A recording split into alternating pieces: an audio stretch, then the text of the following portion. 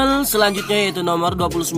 Pada ruang pertunjukan baris paling depan tersedia 20 kursi. Baris belakangnya tersedia 2 kursi lebih banyak dari baris di depannya. Jika di ruang pertunjukan itu tersedia 20 baris kursi, maka banyaknya orang yang dapat duduk di kursi pada ruang pertunjukan tersebut adalah, ini merupakan soal deret aritmatika ya. Suku pertamanya adalah yang 20 tuh, berarti A-nya 20.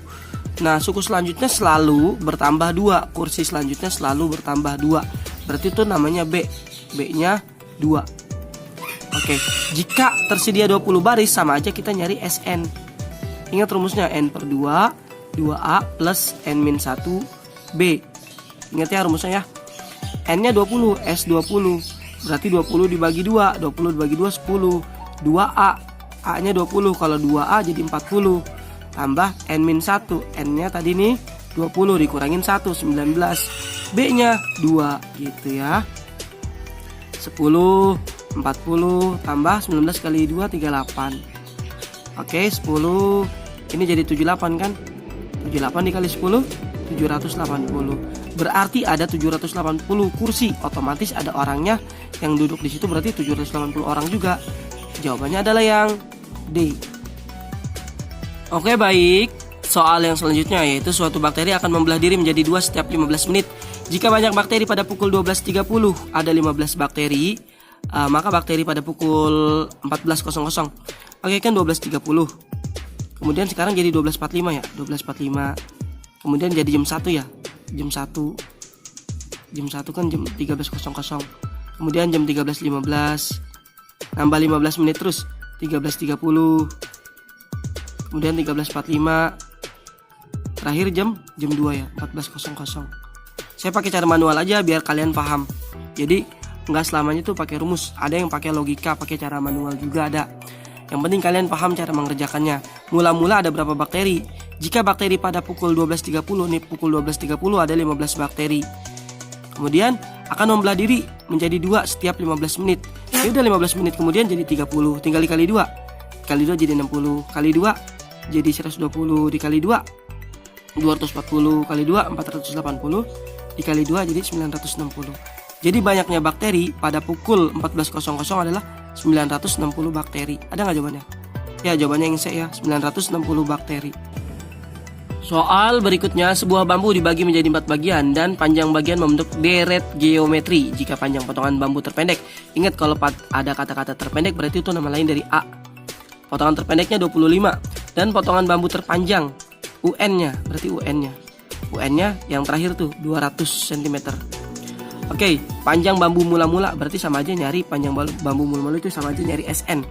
Nah, karena dia ini membentuk deret geometri dan 4 bagian, berarti ini namanya U4 nih. U4. Kalau U4 itu kan berarti pangkatnya berkurang 1. AR pangkatnya berkurang 1, yang tadinya 4 berkurang 1 jadi 3. U4-nya ini siapa? U4-nya ini yang 200. Berarti 200 sama dengan A-nya 25. 25 R pangkat 3. Nah, 200 bagi 25 berapa yuk? 200 bagi 25 8 ya. 200 dibagi 25, ini kesini dibagi nih 8 jadinya ya, R pangkat 3. Berarti R akar 3 dari 8. Angka berapa yang kalau dikali 3 kali jadinya 8? Berarti angka 2. 2 kali 2 4, kali 2 8. Nah, ini pakai cara manual aja saya deh biar kalian paham. Karena kebetulan ini motongnya dikit, cuman menjadi 4 bagian. Suku pertamanya 25. Kalau deret geometri kan berkali ya, berkali atau berbagi. Sedangkan ini 2 berkali 2 artinya 25 kali 2 jadi 50, dikali 2 jadi 100, dikali 2 jadi 200. Gitu kan? Nah, potongan terpanjang itu potongan paling belakang 200. Bener kan tuh 200. Nah, kalau tanyain panjang mula-mula tinggal ditambahin aja sebenarnya. 25 tambah 70, 25 tambah 50 75. 100 tambah 200 300. Kalau dijumlah jadi 375. Jadi panjang bambu mula-mula adalah 375. Itu cara manualnya aja tuh ya. Bisa nyari pakai SN, cuman karena kebetulan ini potongannya dikit, tinggal pakai cara manual aja. Jadi jawabannya 375. Seutas tali dipotong menjadi 5 bagian dengan panjang masing-masing bagian membentuk barisan aritmatika. Jika tali yang terpendek, ingat tuh kalau ada kata terpendek berarti A. Tali terpendek 4 cm dan tali terpanjang, kalau ada kata tali terpanjang berarti UN. Ingat ya, UN-nya 108. Tinggal kita lihat N-nya ini yang dimaksud siapa.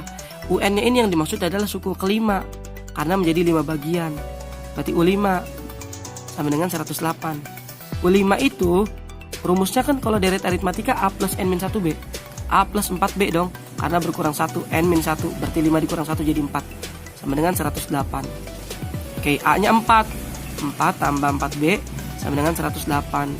Berarti 4B sama dengan 108 dibagi 4. Ya, 108 dibagi 4. Sorry, 108 dikurang 4 dulu. Waduh, karena dia positif pindah jadi negatif. Berarti 4B sama dengan 104. Berarti B 104 dibagi 4. 104 dibagi 4 itu 26. Berarti B-nya udah dapat 26, A-nya udah dapat 4. Pertanyaannya adalah tentukan panjang tali semula. Oke, saya pakai cara manual aja lagi nih ya biar kalian paham. Karena dia menjadi 5 bagian, berarti ntar dibikin polanya sampai 5. Suku pertamanya 4. Nambah selanjutnya 26 jadi 30 ya. Nambah selanjutnya 26 jadi 56. Nambah selanjutnya 26 jadi 82. Nambah selanjutnya 26 jadi 108. Itu kalau pakai cara manual tuh. Bener kan suku kelimanya 108 kan? Tuh. Kalau pakai cara manual kayak gini, tinggal ditambahin kan.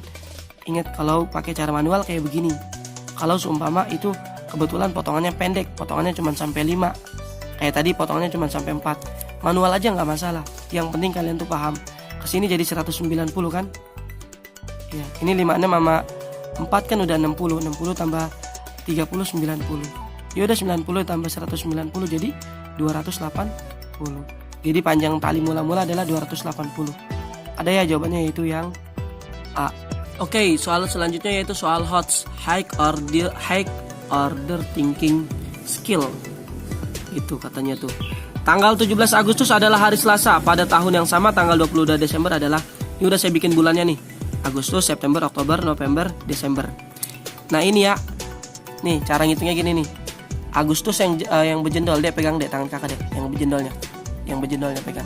Agustus terus ke bawah dikit, ke bawah Agustus, enggak ke nyedoknya. September, Oktober, November, Desember, tuh ya. Nah yang berjendol gitu yang kayak gunung itu namanya 31. Kalau yang seperti lembah itu 30. Jadi Agustus pegang lagi deh. Agustus 31, 30, 31 lagi 30, 31 gitu ya. Berarti si Agustus itu kan 31 tanggalnya. 31, kemudian September 30, 31, 30. Nah, Desembernya sampai tanggal berapa nih? Sampai tanggal 22 kita tulisnya. Perhatikan ya, Agustusnya udah kepake 17. Sedangkan Agustus itu kan sampai 31, berarti sisa 14 hari lagi dong supaya sampai 31 Agustus. Ya udah tinggal kita tampil aja nih 14, 30, 31, 30, 22. Saya jumlah nih. 14 tambah 30 tambah 31 tambah 30 tambah 22. Itu setelah saya jumlah ternyata hasilnya nanti ketemu 127. Oke, 127 ya. Oke, jadi ketemu 127 hari lagi. Jadi dari Agustus sampai bulan Desember tanggal 22 itu butuh 127 hari. Butuh 127 hari. Nah, sedangkan dalam satu minggu itu ada 7 hari, berarti 127 dibagi 7. 7-nya dari mana? Karena seminggu ada 7 hari. 7 kali 1 7, sisa 5 turun 7 gitu ya. 57 berarti 7 kali 8 56 ya. Oke, sisa 1 hari. Nah, 18 hari ini artinya 18 minggu. 18 kali muncul hari Selasa. 18 kali muncul hari Selasa. Berarti setelah hari Selasa 18 kali muncul hari Selasa, berarti setelah itu 1 hari kemudian setelah hari Selasa adalah hari Rabu. Berarti ini 1 hari setelah hari Selasa, berarti Rabu.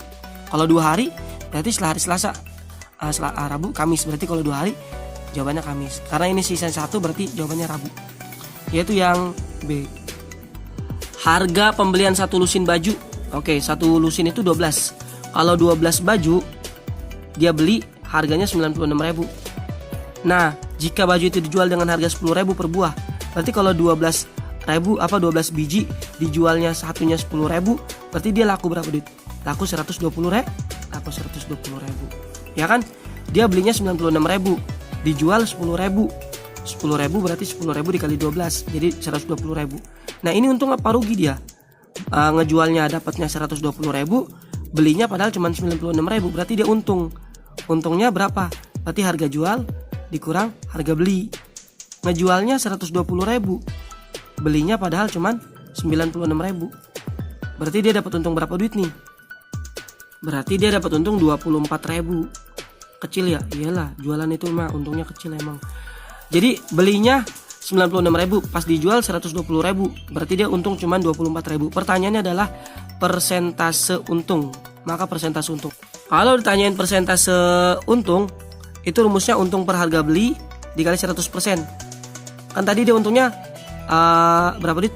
Untungnya 24.000, berarti 24.000 per harga belinya 96.000, gitu ya, dikali 100%. Yaudah tinggal coret nolnya 3, coret nolnya 3. 24 dibagi 96, 4 kan ya. 24 dibagi 96, 4. 4 nya taruh di angka lebih besar. Yaudah tinggal dibagi 100 dibagi 4. 100 dibagi 4 25, ada persennya. Berarti dia untungnya 25%. Jawabannya adalah yang B. Pak Hamid menjual sepeda motor seharga 10.800.000 dengan kerugian 10%. Harga pembelian motor Pak Hamid adalah, perhatikan ya, kalau yang namanya rugi itu kan berkurang. Harga asli itu kan 100%, sorry ya. Harga asli itu 100%, 100/100 aturan nih. Karena rugi 10%, berarti yang tadinya 100/100 jadi 100/90, karena rugi itu kan berkurang. Yaudah tinggal kali sama duitnya 10.800.000. Oke ya, semut mulu. Nolnya coret dulu nih, nolnya coret dulu 1, gitu ya. Kan bisa dibagi nih, 108 dibagi 9 bisa. 108 dibagi 9 itu 12. Tulis 12, tambahin nolnya 1, 2, 3, 4, 5, 6. 1, 2, 3, 4, 5, 6. Berarti harga belinya adalah 12 juta. Jawabannya adalah yang A. Budi menabung pada sebuah bank sebesar 1.600.000. Menabung berarti M ya. 1.600.000 simpen tuh dengan bunga. Bunga itu persentasenya I, 25%. Oke, 25/100. Jika tabungannya sekarang 1.900.000, maka ia menabungnya selama awalnya nabungnya 1.600.000. Pas diambil duitnya jadi 1.900.000. Berarti dia dapat bunga. Ingat rumusnya BMIT. Ya, ingat rumusnya BMIT. Bunganya berarti nabungnya 1.600.000, pas diambil 1.900.000. Berarti dia dapat bunga 300.000. Tinggal dikurangnya ini, dikurangin ini nih. Tuh M-nya menabungnya 1.600.000. Gitu ya. Dikali I-nya, persentasenya 25%. Dikali T time. Coret dulu nolnya nih. 1, 2, 3, 4, 5. 1, 2, 3, 4, 5. Oke, tinggal kita kecilin. Dibagi 5. Ini 16 tetap, dibagi 5 jadi 5, dibagi 5 jadi 20 kali T ya. Di sini masih ada 3. Kita kecil-kecilin dulu ya. Dibagi 4 jadi 4, dibagi 4 jadi 5. Lah bisa dicoret nih, 5 sama 5 habis. Berarti tinggal 4T. 4T di sini 3.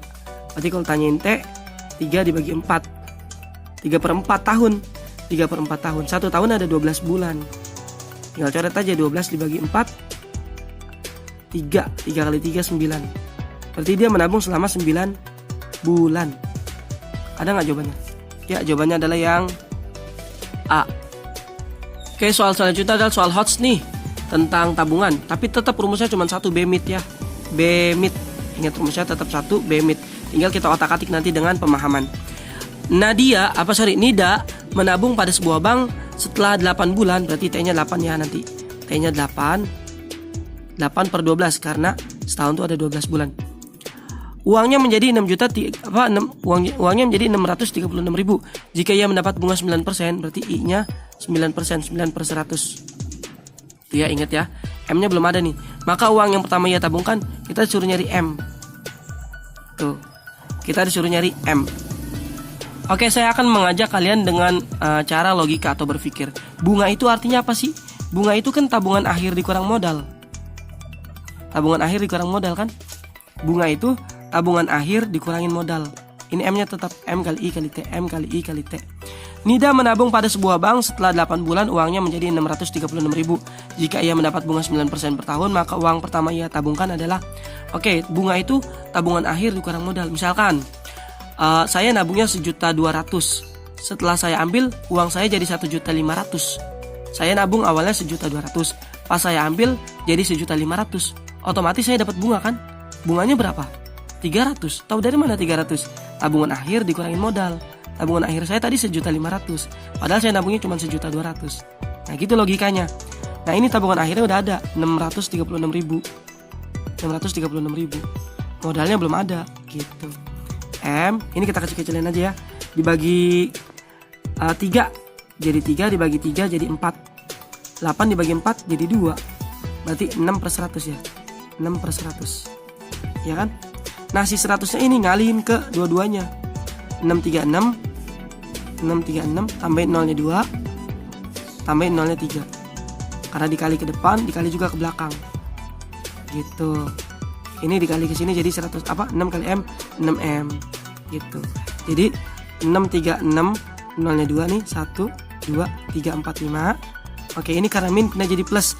6 tambah 100M, 6M tambah 100M jadi 106M ya.